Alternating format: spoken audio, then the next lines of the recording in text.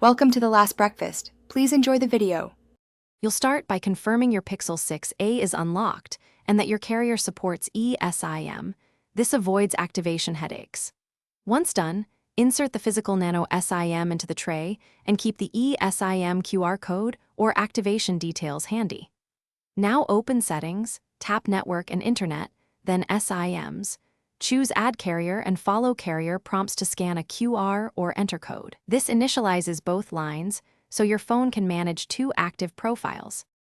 Next, you'll define how each line behaves and why that matters.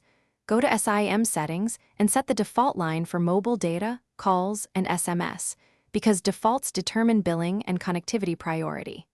Then open a contact or app and assign a specific SIM when you need consistent usage. Useful for work versus personal.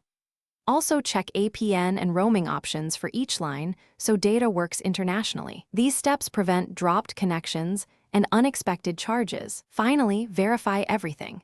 Make calls and browse on each line to confirm voice and data. If you need to save battery or avoid conflicts, toggle a SIM off in settings. Switching is instant and prevents dual network churn. If a line won't connect, remove and re-add the eSIM or ask your carrier to reissue activation. This resolves most activation or provisioning issues.